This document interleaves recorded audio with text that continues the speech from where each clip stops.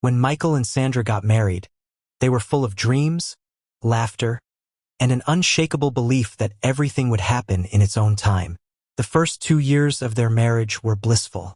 They traveled a bit, worked hard, and saved up with a shared goal: to be financially stable before bringing children into the world. They had agreed from the start, let's enjoy each other first. And they did. But by their 3rd anniversary, something in Sandra's heart shifted. The sight of a toddler giggling in a supermarket or a baby wrapped tightly on a mother's back now pulled at her. At weddings and family gatherings, when people jokingly asked, "When are you giving us twins?" she no longer laughed. She simply smiled, small, polite, and held Michael's hand tighter. By year 4, they started trying for a child. First, it was exciting, full of anticipation. Every cycle was filled with hope and suspense.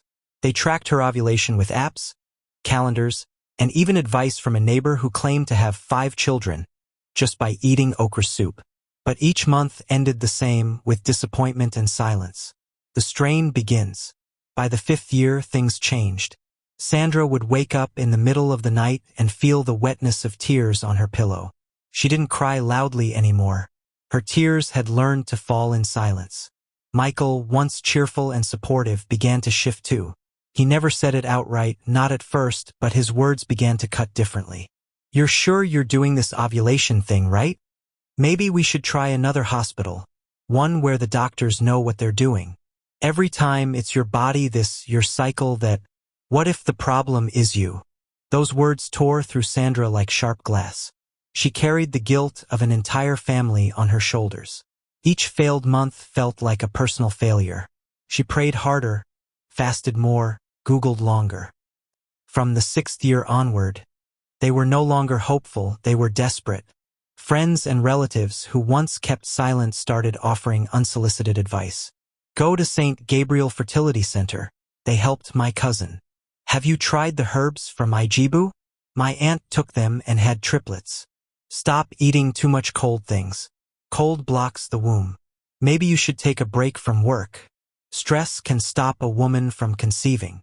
They tried it all. Sandra drank bitter herbs that made her nauseous for days. She visited 3 different gynecologists in 2 years.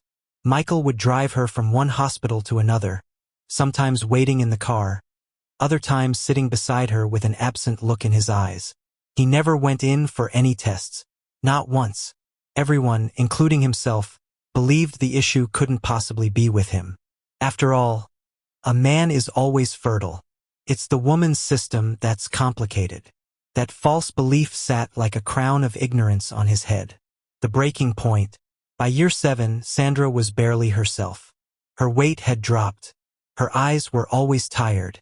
She had grown afraid of baby showers, afraid of hearing another friend announce a pregnancy. Even her faith began to waver. Michael, by this time, had fully convinced himself the problem was Sandra's. His frustration turned into coldness.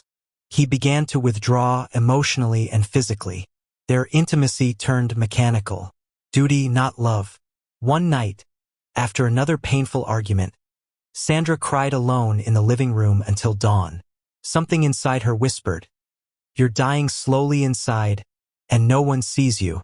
Then, one morning while scrolling through Facebook absent-mindedly, Sandra stumbled across a page called The People's Doctor. It had testimonials, real couples, names and faces, videos of crying parents holding newborns after years of trying. One particular post struck her deeply. 7 years of T.T.C. Everyone said it was my wife's fault. One test showed I had a low sperm count. After 3 months of treatment, she conceived. Don't suffer in silence. Get tested.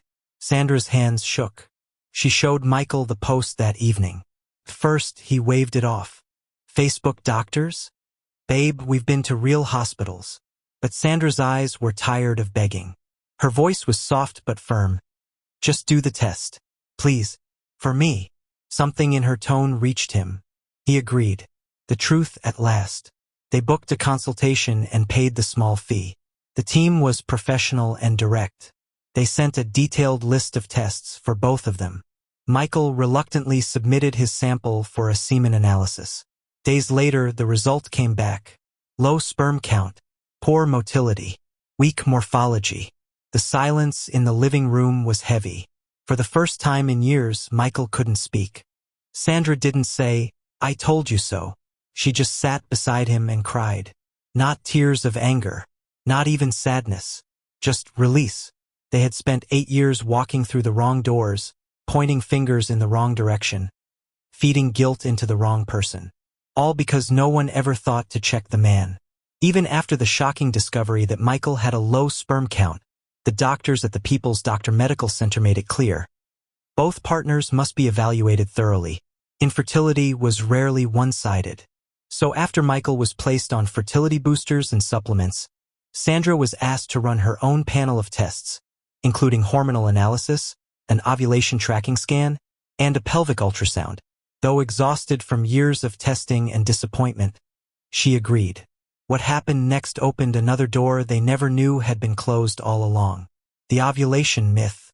For years, Sandra had been tracking her cycle using a mobile app. Like most women, she had read and been told that ovulation happens on day 14 of a regular 28-day cycle. So, each month, she and Michael scheduled their most serious intimacy around that time, convinced that was her fertile window. They would try on day 13, day 14, and day 15. Sandra even marked those days on a calendar with tiny stars. But after all the scans and hormonal tests were reviewed at the People's Doctor, the gynecologist looked at her kindly and said something that shook her. "Sandra, based on your follicular growth pattern and hormone levels, you don't ovulate on day 14. You ovulate early, around day 6 or 7. Sandra blinked in confusion. Day 6? But that's so early. My apps always show day 14. The doctor smiled softly. Every woman's body is different. The day 14 rule is just an average, not a guarantee. In your case, by the time you and your husband are trying on day 14, the egg is already long gone. Sandra's mouth dropped open. All this time, she had been waiting too long to try. 8 years of mistiming. The realization broke her. Sandra went home and locked herself in the bedroom, holding the printed result sheet to her chest like it was a verdict. She thought of every month she had cried after seeing a negative test. Every prayer. Every painful jab of blame from Michael. Every moment she felt like less of a woman. All along, her body was trying. It was just misunderstood. Michael found her crying on the bed that evening. He rushed to her side. "What's wrong, baby?" he asked, gently taking the paper from her hands. She explained through tears. "It was never just the sperm count. We were trying on the wrong days. My body, I ovulate early. Day 6. We've been missing the window for years." Michael sat there in stunned silence, guilt creeping in all over again. "How could we have not known?" he whispered. "All these years." Sandra laughed bitterly. "Because we were guessing. Because we thought an app could tell us better than a scan could. Because we were never told that tracking ovulation is not one size fits all." The turnaround. With the right knowledge in hand, and Michael's treatment underway, they began timing things correctly. No more guessing. The clinic monitored Sandra's cycle professionally and told them the exact days to try. No more relying on outdated apps or internet guesses. Healing and hope. Michael was placed on fertility boosters, vitamins, and a special diet. He followed every instruction, this time with a humble heart. Sandra started smiling again, not because the child had come yet, but because finally they were fighting together. 3 months later, Sandra missed her period. She didn't want to get too excited. She'd had false alarms before, but this time something felt different. The test strip turned positive. She stared at it, hands trembling, before running out of the bathroom and into Michael's arms. They wept together, loud, uninhibited sobs of joy, regret, and redemption. The baby they almost lost to ignorance. 9 months later, a baby boy was born. They named him Nathaniel, Gift of God. He was tiny, beautiful, loud, and perfect.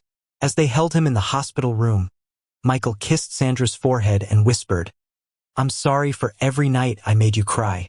I should have trusted you. I should have tested earlier." Sandra smiled through tears. "We both learned. That's what matters."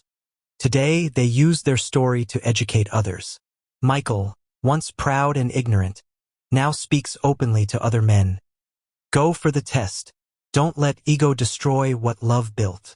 And Sandra, once broken and blamed, now stands tall as a mother, not just to Nathaniel, but to other women who have lost themselves in the shadows of fertility battles. Because the truth is simple. 8 years they waited, not because God delayed, but because ignorance did. Kindly like, share, and subscribe for more amazing testimonies.